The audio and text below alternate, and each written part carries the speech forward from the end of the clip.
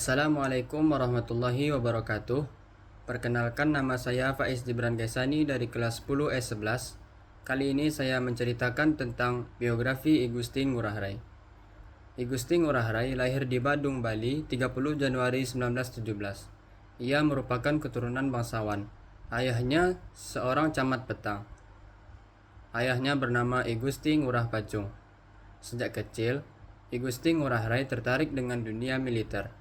Karena itu, setelah menyelesaikan pendidikan di HIS Denpasar dan Mulo di Malang, ia kemudian bergabung dengan sekolah kader militer Prayoda Bali Gianyar yang memang diisi oleh para pemuda dari kalangan bangsawan lokal.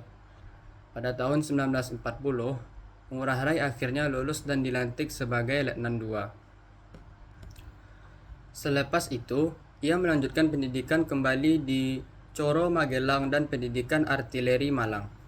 Pada masa pendudukan Jepang, I Gusti Ngurah Rai bekerja sebagai pegawai Mitsui Husan Kaisha, perusahaan yang bergerak di bidang pembelian padi rakyat. Ia tidak bergabung dengan laskar kemiliteran bentukan Jepang, tetapi menghimpun pemuda-pemuda Bali dalam gerakan anti-fasis atau GAF. Setelah Indonesia merdeka pada tahun 1945, Badan Keamanan Rakyat (BKR) berganti nama menjadi Tentara Keamanan Rakyat atau TKR, dan I Gusti Ngurah Rai ditunjuk sebagai Komandan TKR wilayah Sunda Kecil meliputi Bali dan Nusa Tenggara. Sebagai Komandan TKR Sunda Kecil, Ngurah Rai merasa perlu untuk melakukan konsolidasi dengan pimpinan TKR Pusat yang saat itu bermarkas di Yogyakarta. Sampai di Yogyakarta, Ngurah Rai dilantik menjadi Komandan Resimen Sunda Kecil berpangkat Letnan Kolonel. Kembali dari Yogyakarta, dengan bantuan persenjataan, Ngurah Rai mendapati bahwa Belanda telah menduduki Bali dengan mempengaruhi raja-raja Bali. Bersama Ciung Wanara, pasukan kecil yang dibentuknya, Ngurah Rai pada tanggal 18 November 1946 menyerang Tabanan dan berhasil membuat satu datasemen Belanda bersenjata lengkap menyerah. Pertempuran tersebut dilatar belakangi dengan kekecewaan Ngurah Rai atas hasil dan perjanjian Linggarjati antara Belanda dan pemerintah Indonesia. Dalam perjanjian tersebut, pemerintah Belanda mengakui kekuasaan Indonesia yang meliputi Pulau Jawa, Madura, dan Sumatera.